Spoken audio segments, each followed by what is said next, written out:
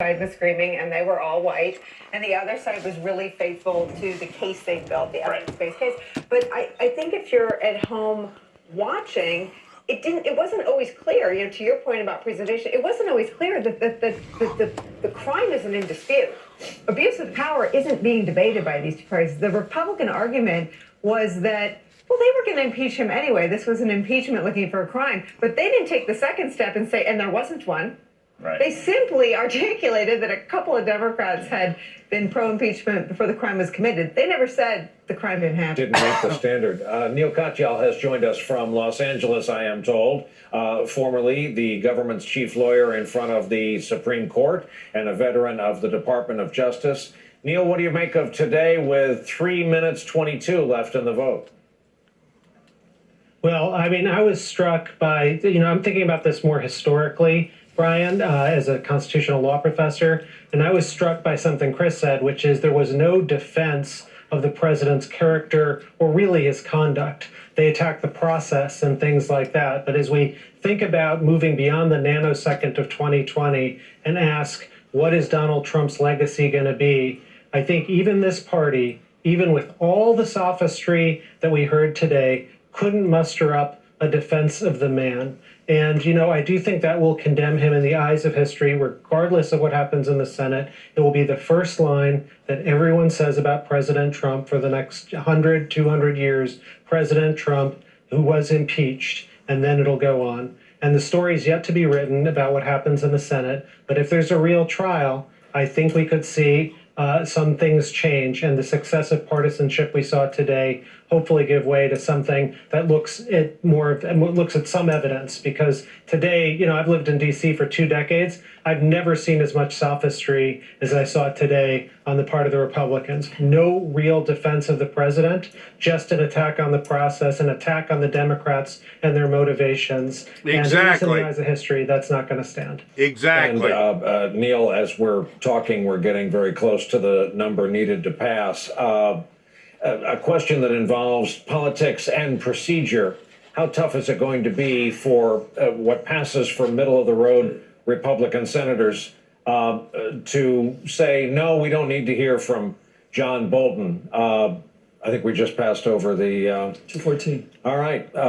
So it appears we are at the number needed. And so on Article 1 with a minute and a half remaining, Neil, you'll forgive me, but this is a moment. The president joins the few others in the history of our country to have been impeached unofficially by the House of Representatives as the voting continues. And I mean, just to lean into the points that the Republicans started with and carried throughout the day, that there was something in the water on the Democratic side about his impeachment. They couldn't dance alone. Donald Trump had to do something impeachable, and he did.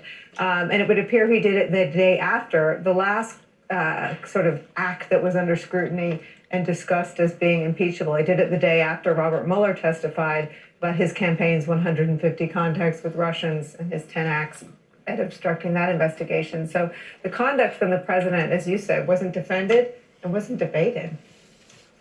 Who he is. It's been an unusual presidency from the start. Oldest first-term president in our history. First without prior military or government service of any kind. First president married 3 times. First president from the world of television. And now our 3rd president out of 45 impeached. Notably, there's been a change at the top in the well of the House, and that is the Speaker is at her chair, her gavel by the side. Nancy Pelosi, one of many women in the House today wearing black because of the seriousness of the cause and the undertaking. There was a line in the New York Times piece about her today where she described, I think for the first time, a phone call with Donald Trump where she thought he was calling to talk to her about gun control legislation. And it was about this scab that he had about the idea of being impeached. He's appealed to her personally. He's appealed to her directly. And I guess tonight when he takes the stage at his rally, he will make the same kinds of appeals to the country, that impeachment is an asterisk and a stain on his presidency that he didn't welcome and he didn't want. Chris Matthews, you spent a good deal of time in and around this chamber. Look at our totals there. No vote, 40 with 0 time remaining. What does that mean for the folks watching? I don't know. I was thinking of the people that didn't speak today. I think everyone would want to speak today. Not all of them did. I think going to hold this open. I think, Brian, they're not going to shut it down yet. I think they might wait a bit. They'll keep it open. Because, it's not an abuse to keep it open a few more seconds. But you wonder, what would they do that was more important than this? Yeah, that's true. Taking phone calls, raising money in the call time room. Yeah. Perhaps that is. We all know what the call time room is. That's how you stay in the house. You make phone calls, you dial for dollars. But it's extraordinary. I thought, I have to tell you, there's a couple of people today that impressed me with their performances. And this will surprise people, but I do listen for serious efforts on both sides. I thought Scalise was pretty good. I thought that Kevin McCarthy was pretty good. I thought Meadow was pretty good. I think they made the best case they could without having to defend the character of this president. I was going to say, They how about couldn't on bring the themselves facts? to defend the guy or the case. They really didn't defend the case. This is a case where we all saw the call record. We all read it. And we argued about whether it was us or me, but it was us, and it still made the same point. I wanted something. And I care about it more than I care about the national security of Ukraine or our national security or anything else. I want some dirt on this guy who's then leading in the polls this summer. And he was looking directly at the polls. And by the way, Biden is back, and maybe Biden has benefited from this whole jamboree of arguments that's all been about going after Biden. Maybe it's helped him perk up a couple points. We'll see in the debates as they come.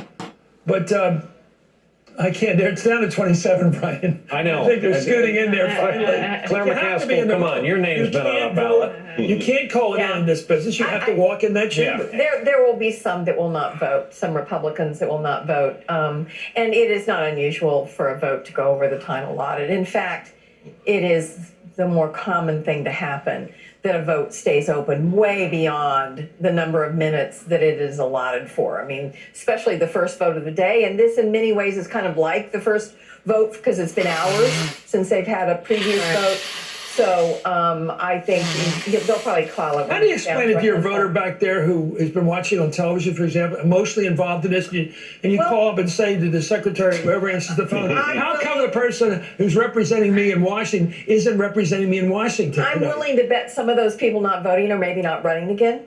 I think Congressman Shinkus is not there today from Illinois, and he's not running again.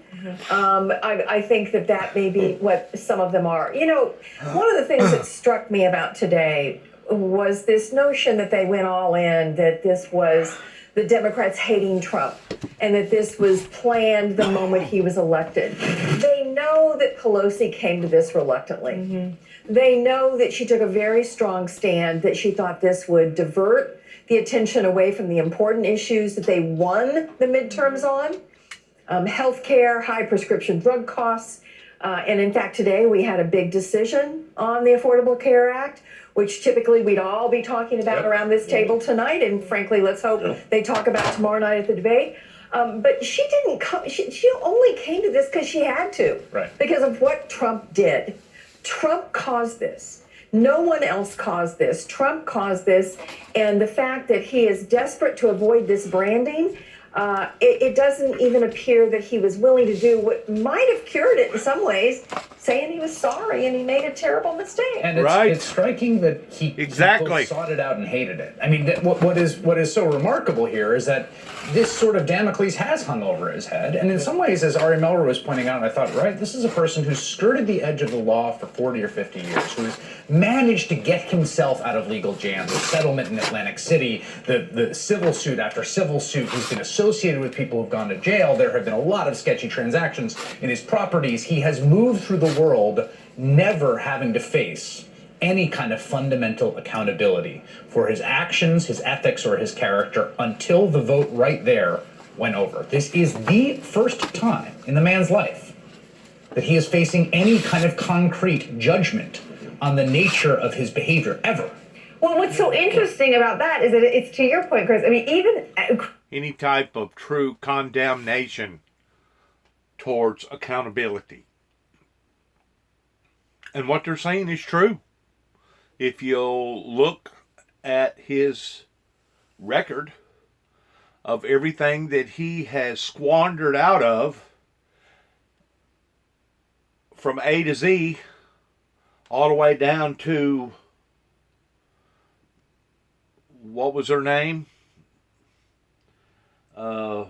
Some call girl, prostitute, that he basically paid off.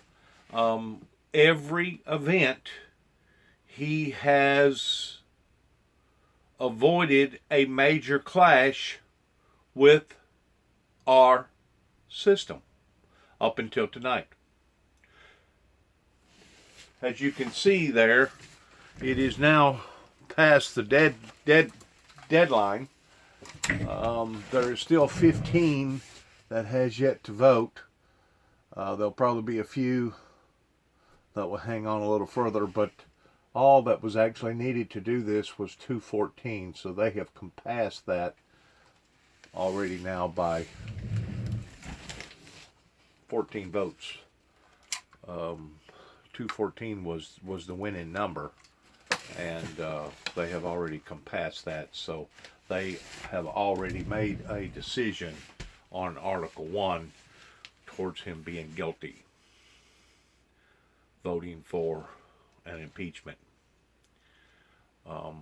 Like they was talking, if he would have just come forth and maybe tried to offer some sort of defense or been sympathetic in his actions towards why he done what he done, could have went a long, long way in regard towards this ever coming to this.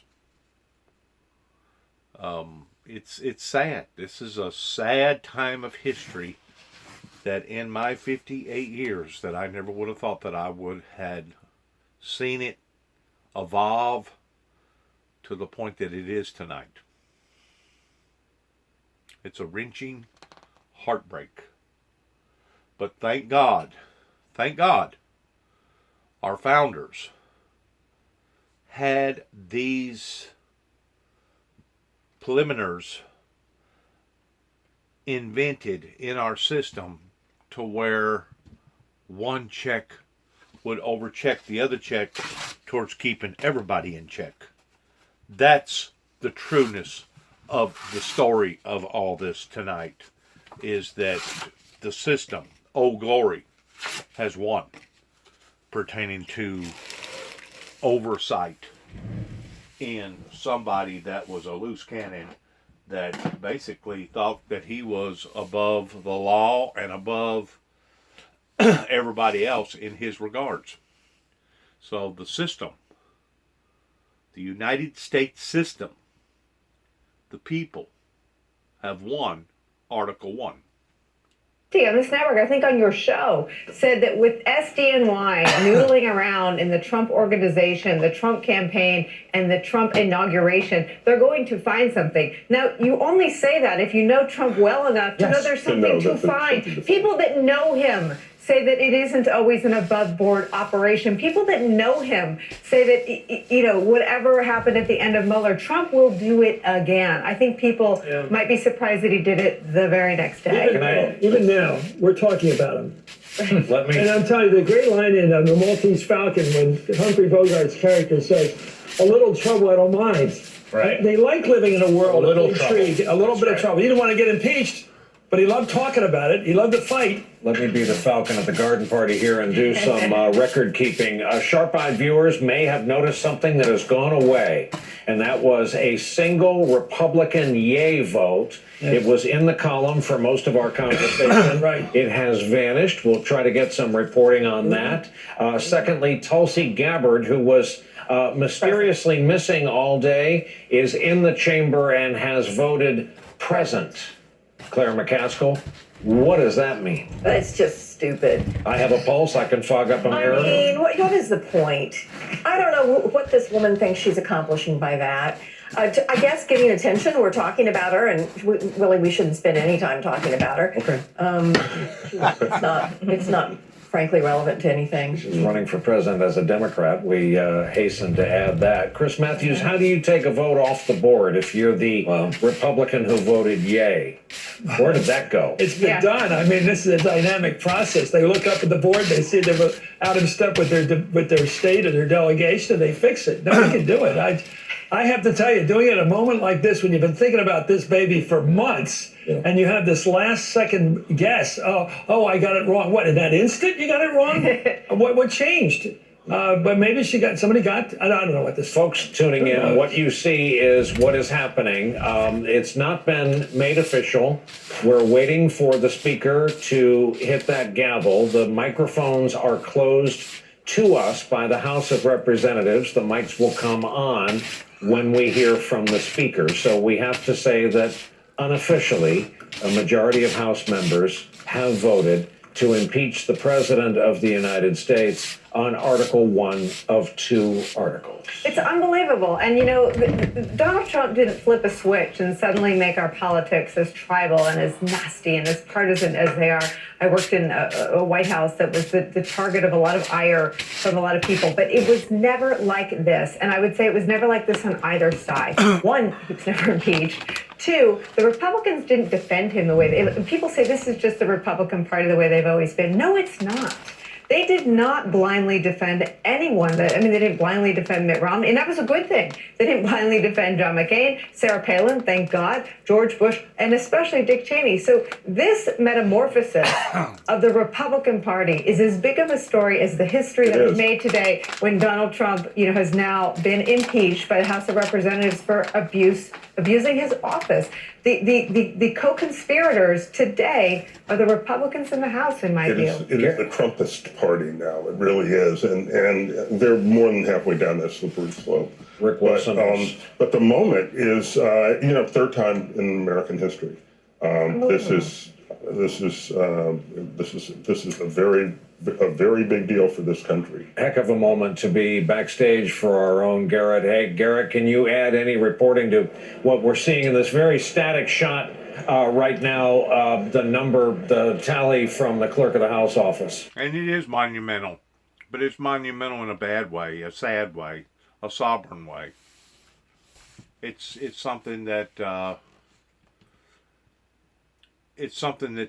didn't have to occur. Contort themselves to not accept the way that President Trump talked about his political allies, if not condemn it outright. On the floor of the House today, you heard one Republican member compare the impeachment to the trial of Christ. You heard another compare it to Pearl Harbor, and another compare it to McCarthyism, a complete takeover. And I see gotta cut you off for the speaker. Yep. Article 1 is adopted. The question is on adoption of Article 2. The question is on the adoption of Article 2. Those in favor say aye. Those opposed, nay. The ayes have it. The ayes have it. For what purpose does the gentleman from New York seek recognition? For what purpose? I asked for. Madam Speaker, I asked for a roll. For what purpose does the gentleman from New York seek recognition? I asked for a roll call vote. A recorded vote is requested. Those favoring a recorded vote will still rise. That will be in order. A sufficient number have arisen. A recorded vote is ordered. Members will record their votes by electronic device. Is a 5-minute vote. The microphones have been killed again by the House. An unmistakable look to her caucus when she feared there was going to be celebration, not unlike when Schumer did that physically after the famous John McCain thumbs down on healthcare. Yeah, I mean, to Garrett's point, it's just a tale of two parties. I mean, she is running her caucus with decorum. She is, as I said at the beginning, this was a day about history. This was a day about the history Donald Trump made by being the third president in our country's history to abuse his office. This is the third time Congress has taken this step. And the contrast is just so stunning. You had the other side resembled a bar brawl watching a rugby match. I mean, it could not be more striking, the difference between the two. And there's something to that in the politics of this moment. We started out with the question about were minds changed, right? The Republican Party has been able since 2016 to govern from 42 to 43% of the country. They have directed all of their rhetorical energies at that 42 to 43% of the country. They have lashed themselves to that 42, 43% of the country. And because of the structure of the American Constitution, the Electoral College, and the United States Senate, which you know well, they have been able to retain a tremendous amount of governmental power with 42 or 43% of the country. They feel no need to speak to people in the next 10% of the country. You saw it on display today. One side feels the need to cheer and to yell as if they were at a Trump rally because they view themselves as all in the stadium together inside the Trump rally in the minority of the country that currently wields governmental power. And the other side is laser focused on the median voter, laser focused on the person who's outside that 43%, who's in the majority of the country that doesn't approve of the President of the United States. All of the restraint that Nancy Pelosi showed in not wanting to get pulled in impeachment was with a mind towards her frontline districts, was with her mind towards how this would appear to the median voter. And one side just has given up caring about that because so far, with the exception of the defeat in 2018 in the House, it has worked out reasonably well from the perspective of wielding political power. That is the question on the table in some ways in both the Senate trial and in 2020 is how long can you govern from a minority of the country speaking to a minority of the country? Chris Matthews? I just want to say that I worked for a speaker for 6 years, every day, every morning with him, and I've never seen anything like this. Her ability to read the House, to find those people in the collar counties of Philadelphia, understanding that national security would work in those communities. The people read the paper, they think big. They're very educated, I should say. They're very aware of these issues. And it wasn't about the Emoluments Clause. It wasn't about ethics or the cheap stuff that Trump has done. It's about the grand macro issues of who's going to look out for this country, and he's not looking out for the country. And she knew that that would sell. In Bucks County, Montgomery County, Delaware County, Chester, she knew that the people on the front line, as you said, are going to be able to fight this fight. And it's fascinating. I look at the number. It's almost the 232 they started with. It was 229. I mean, they almost got the number they got calling for the investigation, which is almost an A plus in terms of organization. But I think, Machiavelli said you must be feared but not hated, and that's her. She is not hated. She's feared, and that is genius. And you know who agrees with you? I mean, Donald Trump agrees. He's on the record with his admiration for her. Clearly. And when she ended the government shutdown for the good of all the government workers who were suffering, in some ways she saved him from, she owned him and he seemed in some ways relieved. That was a colossal failure for him, was this. Did he see her, the way she orchestrated, like an orchestra conductor, she just goes like this, like, incredible. Don't cheer. And they responded. There wasn't any cheering among the progressive side who would be cheering like mad in their hearts. And by the way, the critics are right. There were a lot of people that wanted to impeach this guy from the time they heard about him. But that wasn't going to get him impeached. What was going to get him impeached was the fact of what he did. This is another. She had to associate, and she had to identify that. And fight. For folks watching, we're waiting for 214, knowing it'll be unofficial. Go ahead, Jack. Sorry, somebody was talking to me. Knowing it'll be unofficial, waiting for the gavel. This is a fast vote, 5 minutes. We're about to run out of time. If we can lower our banner to see the clock, and we'll know when. Okay, so we're under 10 seconds.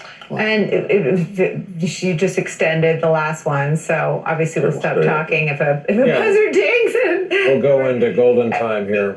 I'm thinking too. You had Rick Wilson on your show last night. I had him on mine. I mean, playing for history and making a historic argument about Donald Trump isn't something that you think about doing in a general election. It wasn't central to Hillary Clinton's message. It is this moment, though, that Nancy Pelosi was patient enough to wait for. Right. She had to withstand a lot of pressure after the Mueller report came out from her left. Yeah. But she waited for Trump to do something that really did jeopardize not just our national security in the moment he did it, but our national security in the next presidential election. And you've got Chris Wray, his sitting FBI director, Admiral Rogers, his now retired NSA director, and countless other national security officials who've testified before Congress, before committees you used to sit on, that no, we are not doing nearly enough to protect our election from Russia. The adults in the room. Yeah. By the way, I have to interrupt. We have, again, for those watching at home and looking at these numbers, there's a notable number top line, and that is 3 Democratic nays. We know so far only that one of them is a member of Congress who announced that was his intention, and that's Congressman Golden of Maine. Tulsi Gabbard on the board again with her second straight present vote, neither here nor there on impeachment. With that, she will walk away from this. And Claire McCaskill, the Democratic nays allow them to be able to say that on Article 1 they voted with the majority. Yeah, the one member split it. Yep. And said I yes on one and no on the other, and so that's why you get the 3 here, and you only have the 2 on the first article of impeachment. The question will be how many of those votes will be there in the Senate. Yep. How many witnesses, if any, will appear? Yes, for the U.S. The witness is a problem for McConnell.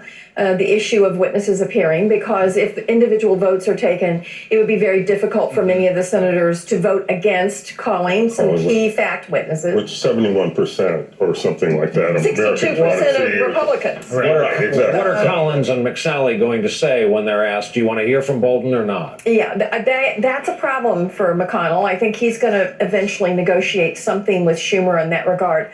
But the question is, who will vote to remove the president, the Republican Party in the Senate? Guess what? I'll tell you a secret. The majority of them think he's terrible.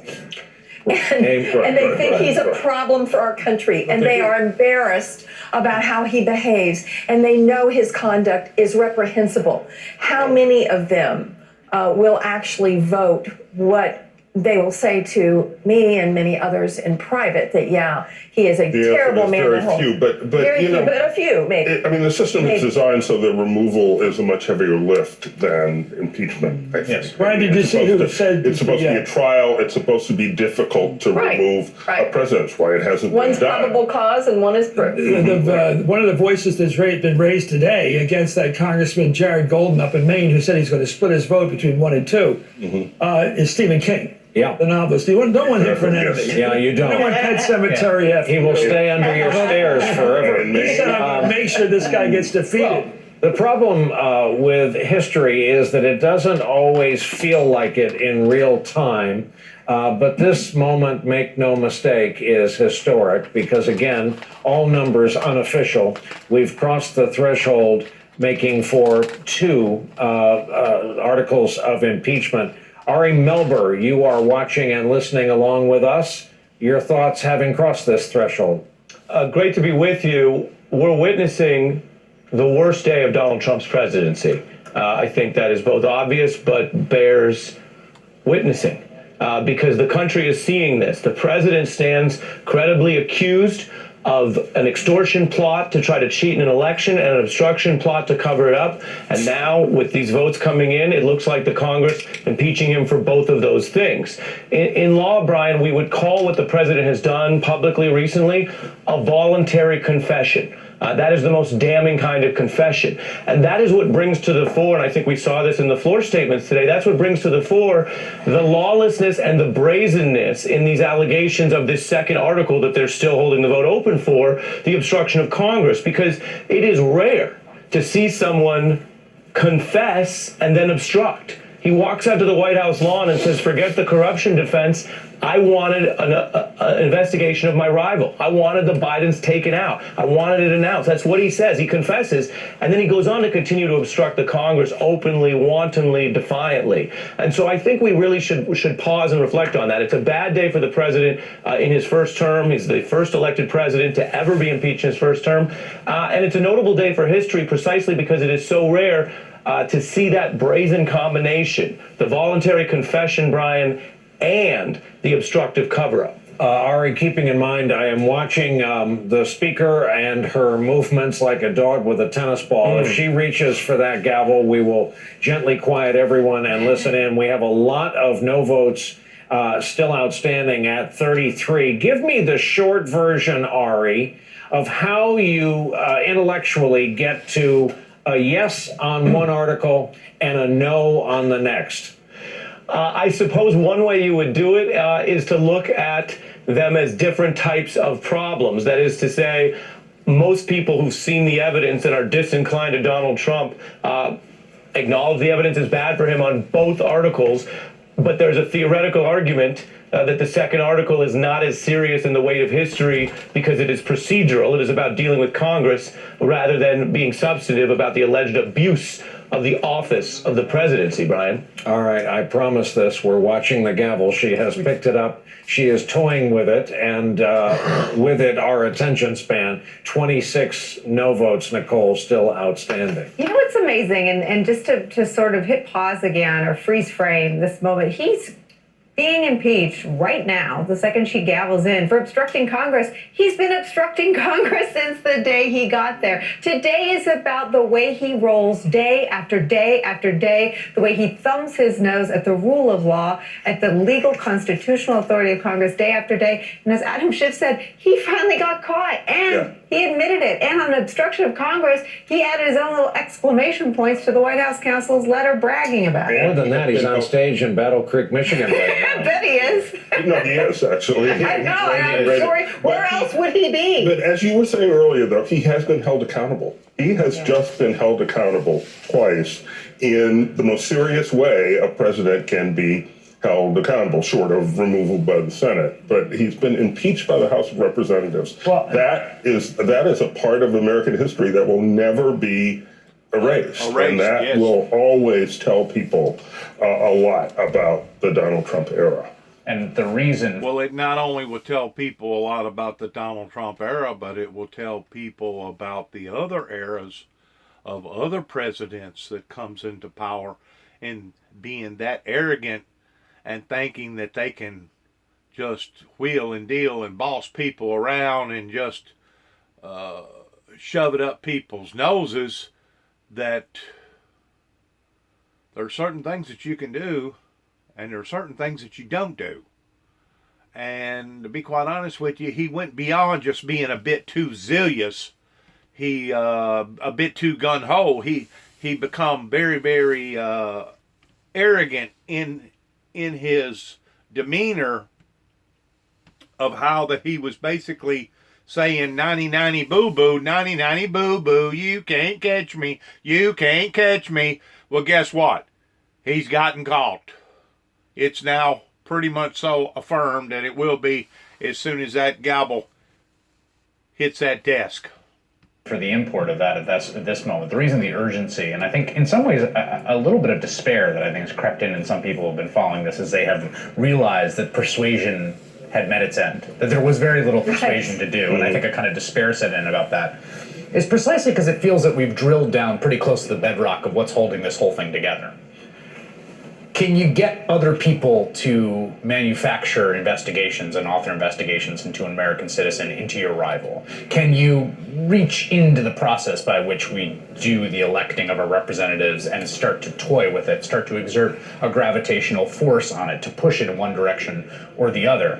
If you could do that and you can get away with it, it feels like we're moving towards a place that's a pretty tough place to reconcile with at least what we espouse as the basic fundamentals of the way the system works. And that's why all of this feels quite dire, really, honestly, because the behavior is still there. And if you look right down here, the wording has changed. It's no longer the White House in crisis. Now it says the impeachment of Donald J. Trump. So in a way, it already has become official. What's more, they needed 214. They have compassed that now from 214 to 228. A 14 lead in what they actually needed. There's still 2 Democrats that has yet to vote. They hadn't voted. 14 Republicans that has yet to vote. I don't know if this independent will raise his or her vote like they did on the other vote. But this is our democracy system at work. This is the very fundamentals of the gearing of the,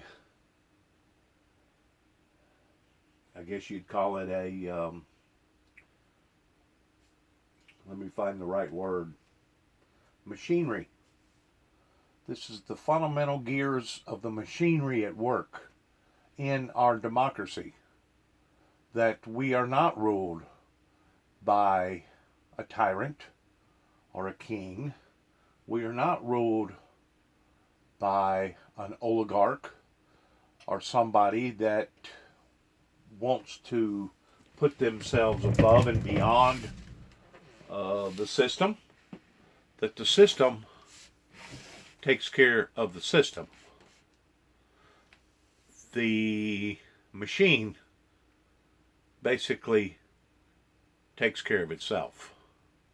And it makes the final decision towards the yeas or the nays pertaining to these right here are basically all the cogs of the system. These people that you're seeing right here, this is a cog. These are all different gears that makes the system run effectively and efficiently. And without these gears, without these cogs that's in the gears, our mechanics to our piece of machinery does not function like it should. So what you're seeing here in a massive view is the piece of machinery that has been put in place of all these cogs that are now working. And they're working in conjunction of taking care of not just the piece of machinery, but taking care of the people of the machinery. Taking care of we the people. The system.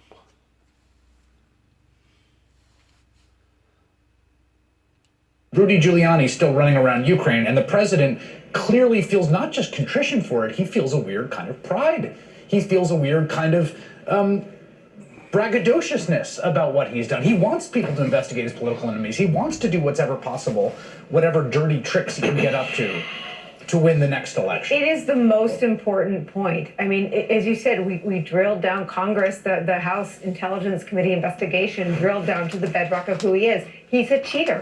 I had a guy on who wrote a book about how he cheats at golf and he cheats at campaigns. And now as president, he's using his power as the American president, who other countries depend on, to help him cheat in the 2020 election that hasn't happened yet. If this is a slide down to banana republichood, the way you stop it is saying no. Right. And so now the House of Representatives has said no. 11 no votes. We're watching the speaker to the control room. Can you invert the big little boxes and can we see the full chamber for just a hot second here, just because it's often interesting and instructive to see where the Democrats are caucusing there at the upper side of the picture where formerly Tip O'Neill's neighborhood, and the Republicans closer to the bottom of the frame. Democrats appear to have a festival seating going on, Chris, and they're...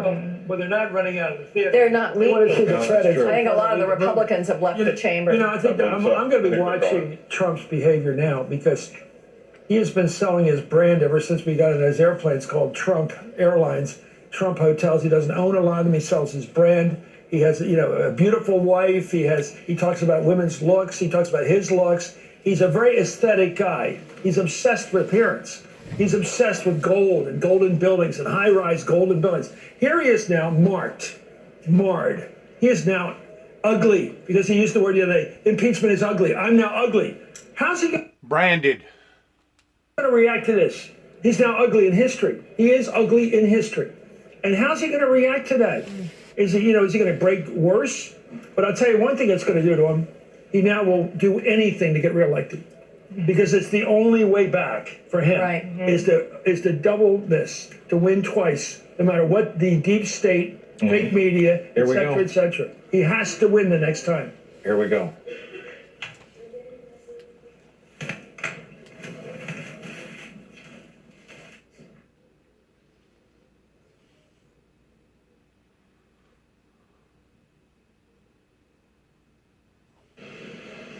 On this vote, the yeas are 229, the nays are 198, present is 1. Article 2 is adopted.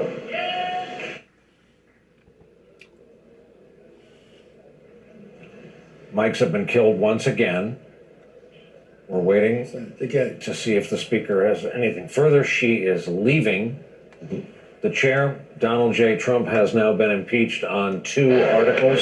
We are headed for a Senate The motion to trial. reconsider Article 1 is laid on the table. Without objection, the motion to reconsider Article 2 is laid on the table. Pursuant to Section 7B of House Resolution 758, the House stands adjourned till 9 a.m. tomorrow. Congresswoman DeGette from That'll wrap things up for tonight. Once more, history of monumental, sad moment has occurred towards the third president becoming impeached and the first president becoming impeached in his first term election.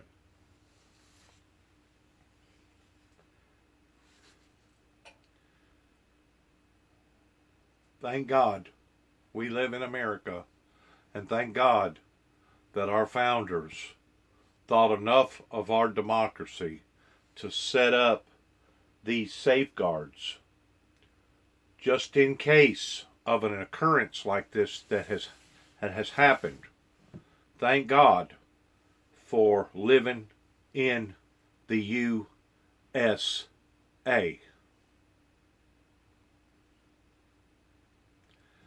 Now they have changed the wording at the bottom part of the screen, and if you'll take notice,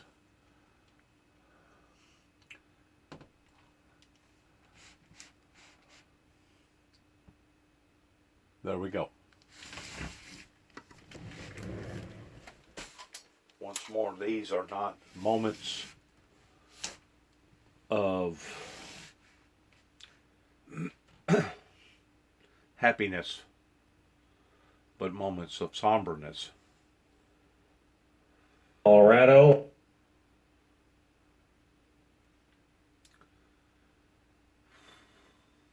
Another election and nothing. Now they've changed it again on the wording. Trump impeached on Articles 1 and 2. It is now official. To my viewers, good luck to all of us, and shalom.